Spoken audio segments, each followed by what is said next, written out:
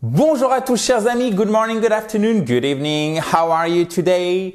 Je vous espère en pleine forme. Aujourd'hui, on revoit l'expression du futur en anglais. Comment, de manière générale, exprimer quelque chose qui va bientôt se passer, qui se passera demain, qui se passera plus tard, même si c'est très éloigné. Vous l'avez compris, bien évidemment. Il s'agit du futur en anglais. Alors, vous avez la possibilité de télécharger tout ce que vous allez voir ici, d'accord, et de faire le quiz d'application en cliquant sur le i en haut à droite ou sur le lien qui est directement dans la description juste en dessous si vous êtes sur mobile ou sur tablette.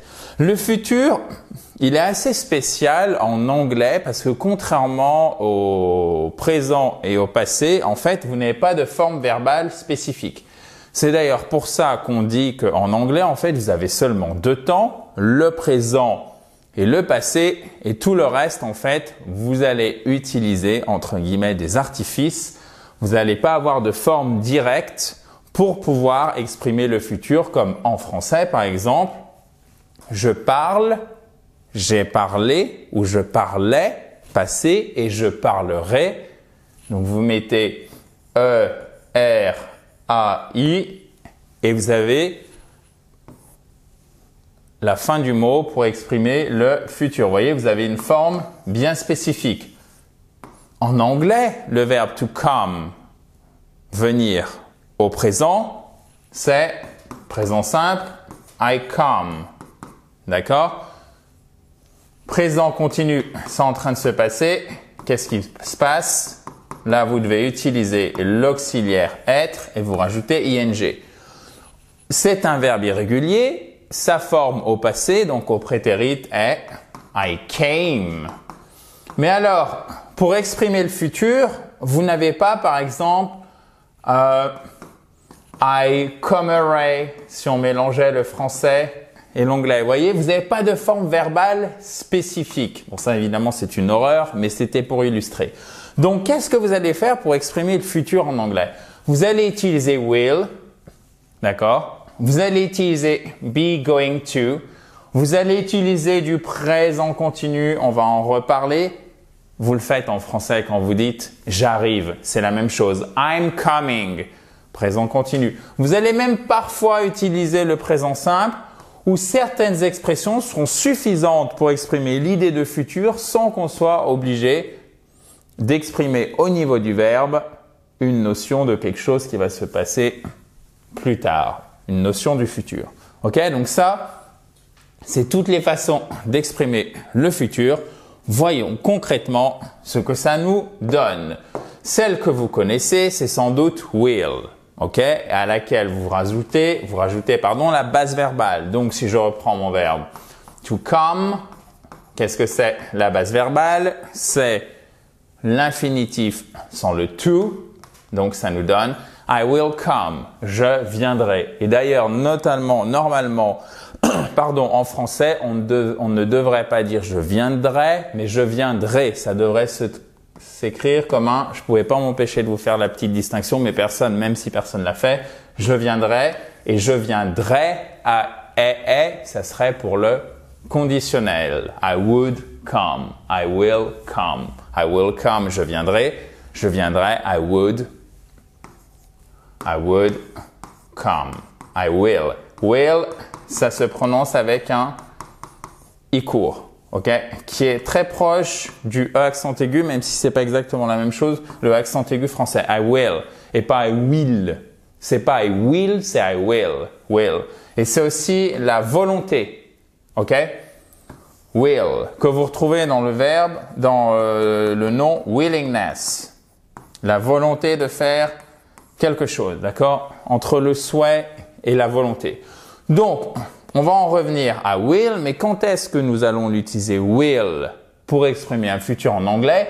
Lorsqu'il s'agit de faits connus ou supposés réels. Donc, ça va vraiment se passer, d'accord? Ou en tout cas, la probabilité est forte. Regardez, on fera de notre mieux. Quand j'exprime ça, c'est oui, évidemment, on veut le faire, d'accord?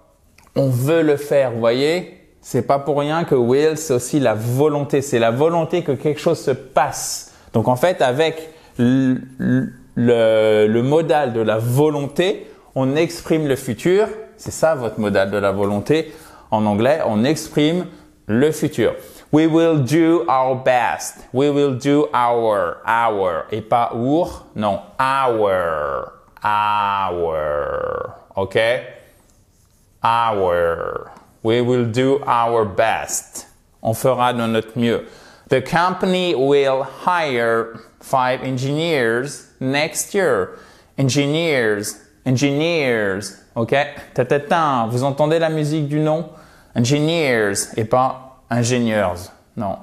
The company will hire 5 engineers next year. Vous voyez que c'est pour marquer une volonté forte. Donc, pour marquer que quelque chose va se passer, vous allez utiliser will. Et il s'utilise aussi pour une décision instantanée. Tea or coffee? Tea or coffee?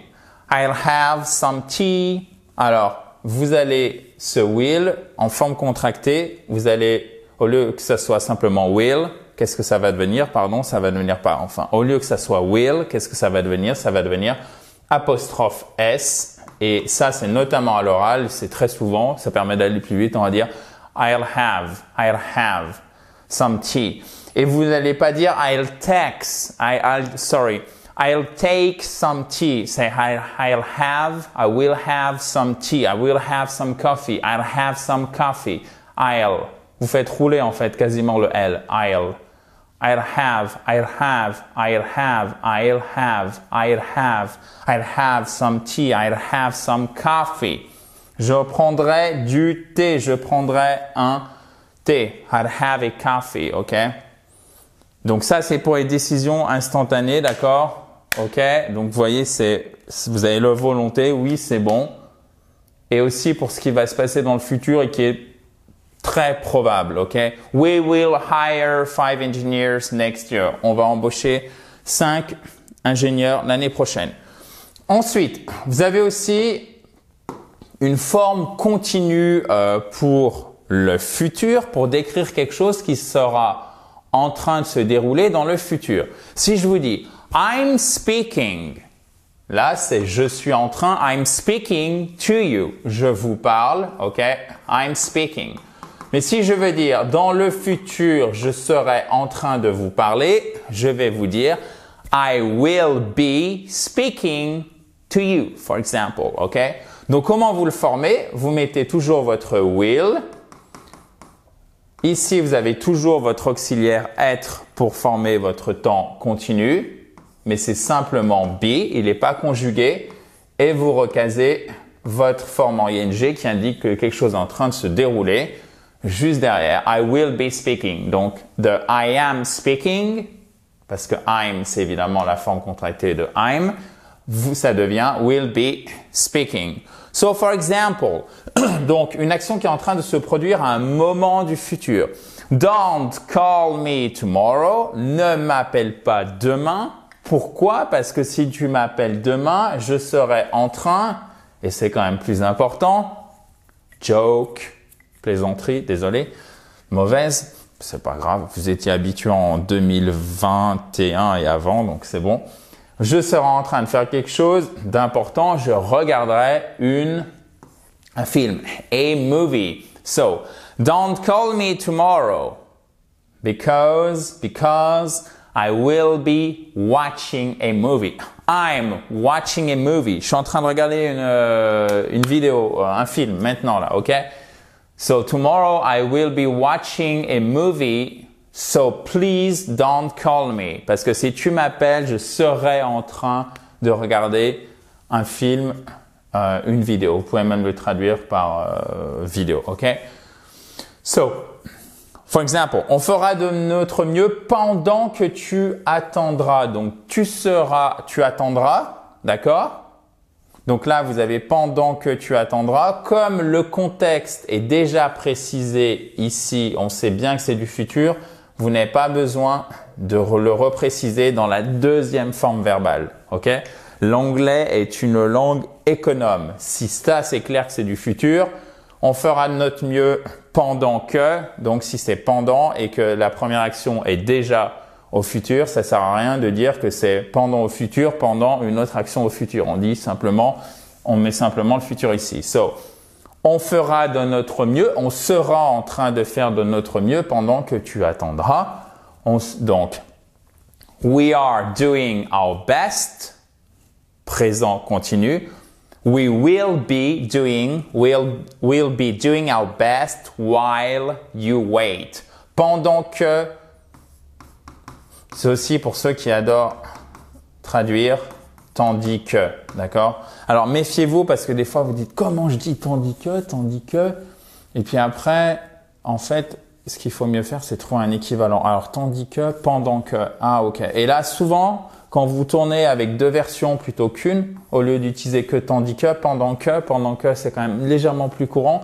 Donc, ah, ok, ça peut vous débloquer l'expression quand vous passez, pour le coup, du français à l'anglais. Et alors, même, vous pouvez utiliser will parce que je vous rappelle que c'est un modal comme can, could, may pour la permission. Vous pouvez donc l'utiliser aussi pour la permission, pour la demande. Là, pour le coup, c'est très poli. C'est formel. Par exemple, will you be dining alone tonight, sir? Dînerez-vous seul ce soir, monsieur? C'est par exemple une phrase que pourrait dire le majordome à la personne dont il s'occupe. Will you be dining alone tonight, sir? Will you be? Dînerez-vous? C'est avez-vous l'intention? Avez-vous la volonté? Vous voyez, on retrouve toujours ce sens qui est dans le modal will. Avez-vous la volonté? Et grâce à la volonté, vous l'avez compris, on exprime le futur, chers amis. Tadadam. Alors, continuons. On a vu notre futur simple, ok, pour décrire des faits connus, supposés, réels. Alors, j'ai oublié de vous dire que si vous le souhaitez, vous pouvez aussi vous inscrire à la formation qui a lieu. Alors, j'espère que c'est pas trop tard quand vous voyez cette vidéo et surtout qu'il reste des places, mais c'est ce jeudi 17 janvier à 20h. Heure de Paris, il y a une seule session. C'est une formation qui est disponible en ligne pour vous en direct, en ligne, en accès libre. Donc, c'est gratuit en direct, tout niveau. On va parler de prononciation, on va parler de pratique et de compréhension de l'anglais. Et pour ceci, vous cliquez sur le i en haut à droite si vous voulez vous inscrire ou sur le lien qui est dans la description si vous êtes sur tablette ou sur mobile. Donc, vous avez votre futur simple pour les faits connus, supposés ou supposés réels, d'accord? Donc, on en est quasiment sûr ou on en est sûr. Vous avez votre futur continu pour décrire une action qui se passe dans le futur. Et vous avez le futur perfect simple. Donc, en fait, c'est comme le présent simple, le présent continu et le present perfect, sauf qu'on passe tout au futur. Futur simple, futur continu, futur perfect simple. Donc là, c'est pour exprimer une action qui est une action dans le futur qui est antérieure, c'est-à-dire qui se passe avant une autre action qui est elle aussi au futur.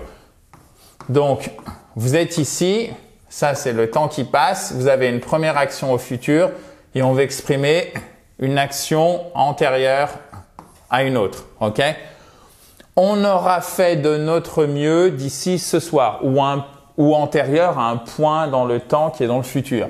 Donc, ce soir, c'est ici, tonight, d'accord? Et on va arriver à ce soir, nous on est là au moment où on prononce cette phrase et ce soir, on aura fait de notre mieux, donc tout au long de la journée, d'accord? We will have done our best by tonight. Ou en fait, c'est aussi pour exprimer un résultat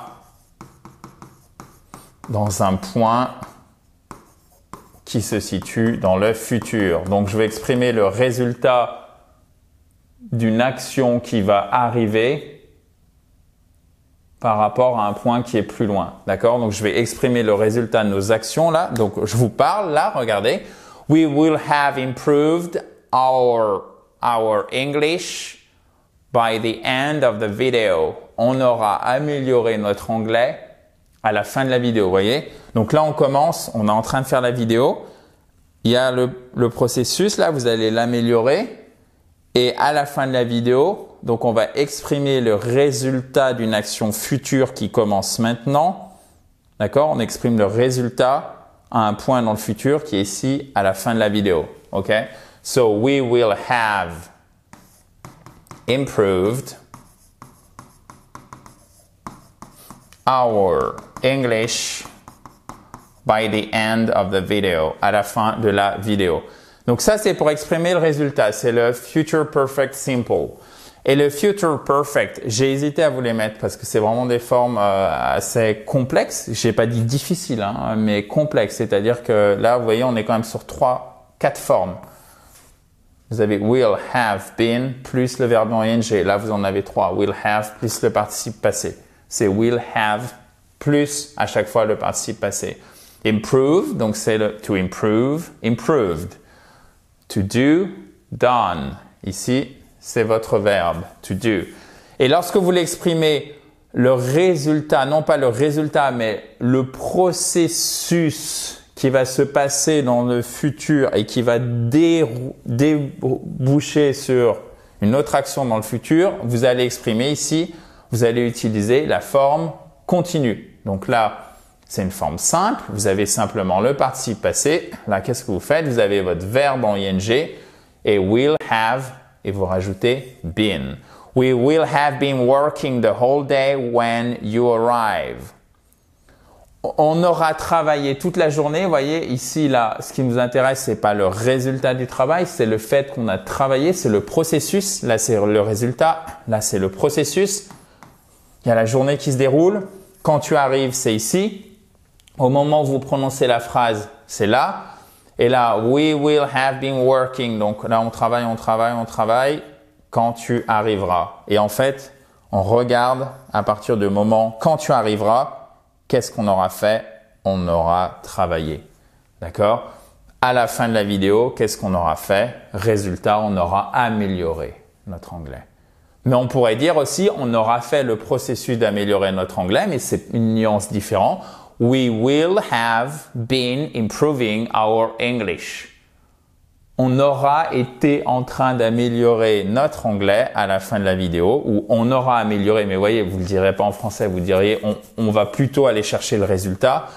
Mais là, quand on veut dire we will have been working the whole day when you arrive, ici, ce qui nous intéresse, c'est le fait que c'est dur, c'est le résultat. On aura travaillé toute la journée. On veut souligner qu'on a travaillé beaucoup. Donc, on utilise le processus et non pas le résultat. On aurait pu dire we will have worked hard when you arrive. On aura travaillé dur quand tu arriveras. D'accord? We will have worked. Donc là, c'est un perfect simple, hard, when you arrive. Et là, vous voyez, c'est la même chose qu'avec while qu'on avait précédemment. Vous n'êtes pas obligé de remettre le futur. Pourquoi? Parce qu'on l'a déjà précisé ici.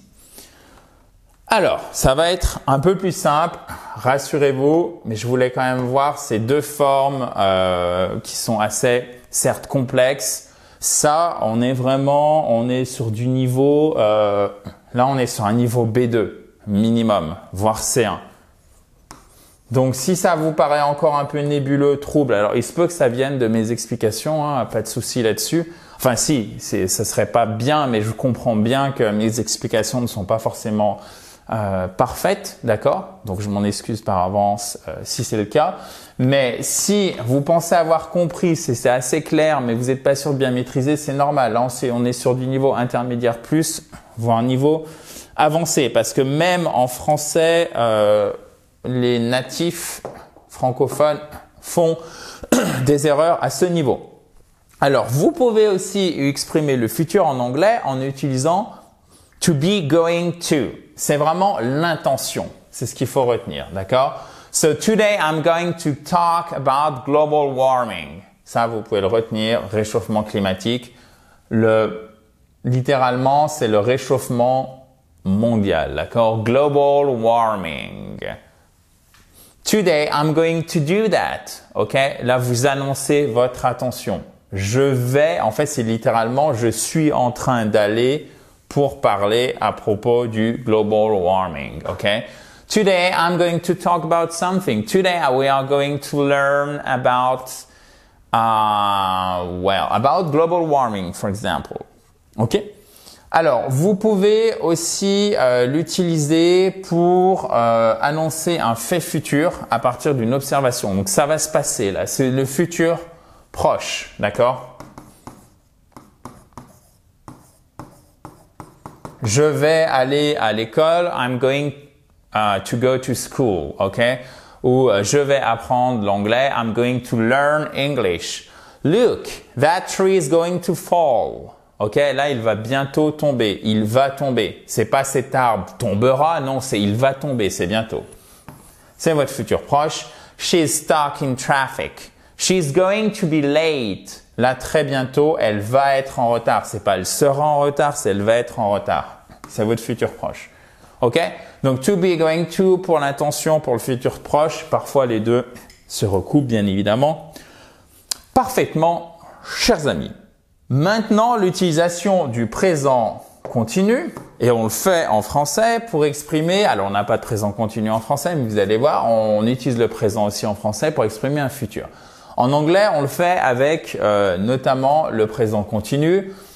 Par exemple, what are you doing? Qu'est-ce que tu es en train de faire? Donc là, présent continu.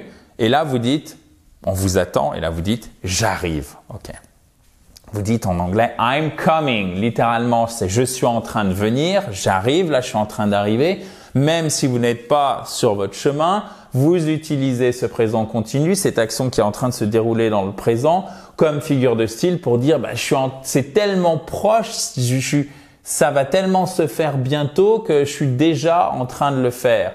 I'm coming, alors que vous n'êtes pas forcément parti, d'accord? Eh ben, vous le faites de la même façon, d'accord? Pour décrire des actions planifiées et décidées à l'avance ou alors spontanément. I'm coming. Okay, I'm doing it. Ok, je suis en train de le faire. I'm moving to Paris next year. Mais ça peut aller même plus loin. Vous voyez là, je vous parlais d'immédiateté. Là, on est sur le next year parce que ça veut dire que c'est sûr et certain, d'accord? C'est vraiment pour exprimer cette notion, ça va se faire.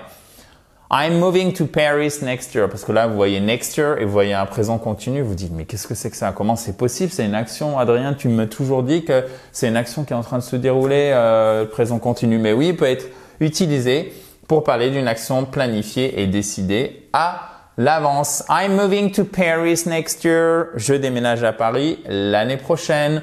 Don't wait for me. I'm working late tonight. Donc là, c'est que votre décision, elle est prise. Don't wait for me. I'm working late tonight.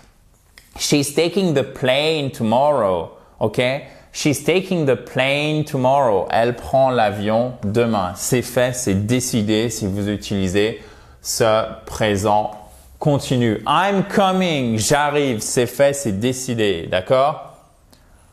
Donc, valeur du futur accompagnée. Alors, vous pouvez avoir un marqueur de temps comme tonight, tomorrow, next year, mais quand vous dites I'm coming, c'est spontanément là, l'immédiateté en fait, vous la voyez pas à l'écrit, c'est donné dans la situation. Qu'est-ce que tu fais? J'arrive. I'm coming now. Vous n'avez pas besoin de dire now, j'arrive maintenant. En fait, c'est vous arrivez tout court. Parce que si vous rajoutez en plus now, là, ça fait OK, il va arriver dans 3 minutes ou dans 10 minutes plus tard. OK? Donc, parfois, la situation est tellement évidente que vous n'avez pas besoin de rajouter de marqueur de temps pour l'utilisation du futur avec le présent continu. Maintenant, le présent simple, chers amis, pour exprimer, oui, aussi le futur. Vous allez donc me dire, mais OK, comment je sais? Il y a tellement de façons de le faire. Comment je sais si c'est le présent simple ou le présent continu pour exprimer une action, si je veux l'utiliser pour exprimer une action au futur, qui se passe dans le futur. Bon, le présent continu qui est utilisé pour exprimer une action au futur, c'est pour évidemment des actions planifiées, d'accord? C'est à l'avance, mais c'est quand ça dépend du sujet. Vous voyez, she's taking the plane. C'est elle qui prend, donc c'est elle qui a décidé. C'est I'm moving to Paris. C'est moi. Quand c'est extérieur, typiquement, Par exemple, pour un emploi du temps, donc l'exemple automatique, c'est le train qui part. The train leaves at 7 p.m. every day, ok? Le train partira, for example, the train leaves at 7 p.m. Le train partira à 7 heures, ok? At 7 p.m. Le train partira, vous n'êtes pas obligé de mettre la petite barre en anglais, le 7, vous pouvez le faire comme ça, mais vu que j'avais fait comme ceci, j'ai préféré l'ajouter tout de même pour que ça ne fasse pas un 1. So, the train leaves at 7 p.m. Le train part à 7 heures, vous voyez? Ça ne dépend pas seulement de la personne qui parle, c'est extérieur, exogène, d'accord? Ça vient, c'est comme le Covid. Le Covid, il est venu sur nous, on n'a rien demandé. D'accord? Vous n'y pouvez rien. C'est pas vous qui avez décidé d'aller dans le froid et du coup vous êtes tombé malade. Donc ça dépend pas de vous. Et ben là c'est la même chose. L'avion qui décolle à 18 h, ça ne dépend pas de vous. Et d'ailleurs en français on utilise aussi un présent. Du coup vous ne pouvez pas dire My plane is taking off at 6 p.m. parce qu'on a l'impression qu'il est vivant. Là l'avion pour le coup non, ça vient de l'extérieur.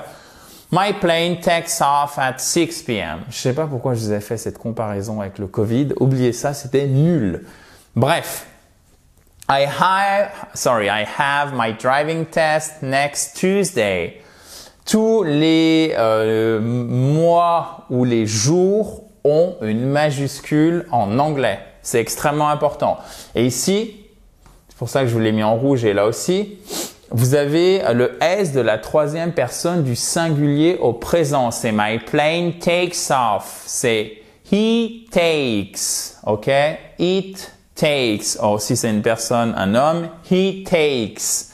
He reads. She talks. Etc., etc. I have my driving test. Sorry, guys. I have my driving test next Tuesday. OK? Donc là, c'est déjà planifié, mais ça dépend pas de vous, le driving test. Est-ce que je l'ai traduit? Oui, j'ai mon examen de conduite mardi prochain. OK? Il part à la retraite dans 2 ans. He retires in 2 years. OK? Donc, j'espère que vous avez bien compris la différence entre l'utilisation du présent continu et du présent simple pour exprimer non pas un présent, mais pour le coup, un futur. Alors, après, vous avez d'autres expressions pour exprimer le futur, assez formelles, comme par exemple celle-ci, The project is to be presented this week. Je vous l'ai mis parce que parfois, en fait, l'utilisation de to, elle vous déroute et vous ne savez pas comment, à quoi correspond en fait cette forme grammaticale. So c'est to be presented, c'est sera présenté, donc là c'est pour un passif assez formel, simplement ne l'utilisez pas, comprenez-le, c'est déjà pas mal. The play is about to start. Celle-ci elle est vraiment utile, plus que la première. To be about to, plus la base verbale, et c'est littéralement en fait c'est être sur le point de, ok? The play, la pièce, donc la pièce de théâtre, hein? The play et pas the play. The play is about to start. La pièce va commencer. The bus is due to leave. Okay, is due to leave in 5 minutes. To be due to. C'est, il va partir dans. C'est sûr. Vous avez cette notion. C'est la même racine que le français de devoir. Le bus doit partir dans 5 minutes. Okay? The bus is due to leave in 5 minutes. C'est même doit partir en fait. C'est une probabilité extrêmement forte, d'accord? J'espère que quelque chose se réalise dans oui, bien sûr, le futur. J'espère qu'il ne pleuvra pas. Alors, vous pouvez mettre will ou vous pouvez laisser simplement au présent simple, c'est comme vous voulez. I hope it doesn't rain, I hope it does not rain, I hope it won't rain. Personnellement, comme c'est un hope, on a vraiment l'expression si j'espère. Par nature, espérer, c'est souhaiter que quelque chose se réalise dans le futur. Donc pour moi, ça a moins de sens de rajouter, surtout dans la langue anglaise, une forme verbale qui exprime le futur. Ici, notre modal will contracté avec la négation, will not qui fait want. I want, I hope it won't rain. Je préfère, et souvent c'est ce que font les anglophones, ne pas l'exprimer comme on a hope qui par nature est l'espérance de réalisation, le souhait que quelque chose se réalise dans le futur. I hope it doesn't rain, I hope it won't rain. Mais ça ne sera pas faux. Alors, le shall, vous l'oubliez. Pitié, pitié, pitié. Personne ne l'utilise pour exprimer le futur ou alors rarement. Et si vous dites, vous utilisez shall, par exemple, et vous parlez à un Américain, et vous dire, oh, c'est vraiment bizarre.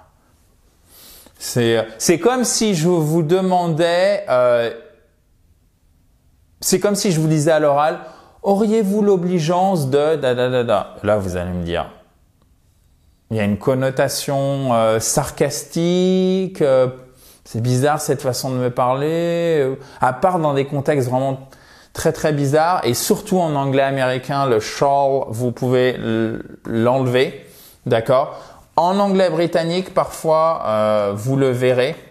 Et alors, méfiez-vous aussi, je sais que certains d'entre vous ont appris que ça remplaçait, je crois, la première personne à chaque fois pour will. Ça, vous pouvez l'oublier complètement, je ne sais pas d'où ça sort, ça ne fonctionne plus. Et shall, vous pouvez le retrouver parfois pour exprimer le futur dans l'anglais britannique. Je vais mettre de l'eau dans mon vin. Mais ça sera surtout utilisé comme modal, puisque ça reste un modal aussi pour dire, par exemple, shall we go? Allons-y, mais c'est très très britannique. I shall go. J'irai. Vous voyez, mais franchement, je serais vous, je l'oublierais et vous en tenez déjà à tout ce qu'on a vu aujourd'hui. Il me semble que ça suffit largement, mais ne partez pas si vite, chers amis, puisque vous avez des structures particulières pour dire quand, et derrière, on l'a déjà vu, vous ne mettez pas le futur. Donc, when, c'est quand, before, avant, after, après, while, pendant, tandis que, as soon as, dès que, until, jusqu'à. Et lorsque vous avez exprimé dans la première proposition le futur, vous n'avez pas besoin de le remettre après ces mots.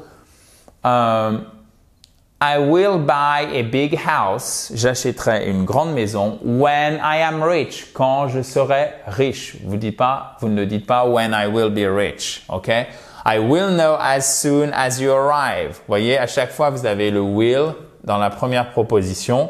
La proposition principale, attention, pas la première dans l'ordre, la proposition principale. Pour reconnaître la proposition principale de la secondaire, la principale, elle peut fonctionner toute seule, ok? La secondaire, elle ne fonctionne pas tout seul, ok? As soon as you arrive, dès que tu arrives, si je vous dis as soon as you arrive, c'est soit la réponse à une question, donc vous avez déjà le début, mais en tant que tel, as soon as you arrive, et là, vous dites, OK, dès que j'arrive, et dès que j'arrive, quoi? Qu'est-ce qui se passe? Vous voyez, il vous manque la proposition, la première proposition. So, I will know as soon as you arrive. Présent simple. She will be sleeping until it is time to leave. It is time to leave. Présent simple. We will stop working when you leave. Présent simple. When he has finished his work, they will go to the movies. Alors, ils iront au cinéma to go to the movies. OK? C'est une expression d'ailleurs qui est assez, pour le coup, American English. So, when he has finished his work, they will go to the movies. C'est pas when he will have finished his work. C'est when he has finished his work. On enlève à chaque fois, là, dans la proposition secondaire, la forme passée après les mots until, as soon as, while, after, before, when, why. Pourquoi? Parce que c'est suffisant. Comme le futur a déjà été exprimé une première fois, ça sert à rien de le remettre une seconde fois en anglais. Pourquoi? Parce que l'anglais, au moins à ce niveau-là, est une langue très économe, c'est-à-dire qu'elle est synthétique. OK? When, quand une chose est exprimée et qu'on n'en a pas besoin nécessairement une seconde fois, on ne la met pas. When pigs fly. quand les poules auront des dents, et non pas quand les cochons voleront, mais quand les poules auront des dents, quand les cochons voleront en anglais. When pigs fly. When pigs fly, quand les cochons auront des dents. Non, quand les poules, auront des dents, il se passera telle ou telle chose. Ou c'est la réponse, ou c'est la réaction à une première interaction quand vous dites when pigs fly, quand les poules auront des dents. C'est pour ça que c'est au présent simple. Voilà, chers amis, j'espère que ça vous a plu. N'hésitez pas à faire le quiz si ce n'est pas encore fait. Pour vérifier le quiz d'application, si vous avez tout saisi, vous cliquez sur le i en haut à droite. Vous pouvez aussi vous enregistrer s'il reste encore des places et si ce n'est pas encore passé au moment où vous voyez cette vidéo pour la conférence qui a lieu, la formation gratuite en direct sur Internet ce jeudi 13 janvier à 20h. C'est aussi en cliquant sur le i en haut à droite ou sinon vous cliquez sur le lien qui est juste en dessous dans la description de la vidéo si vous êtes sur tablette ou sur mobile. Have a nice day. Bye bye.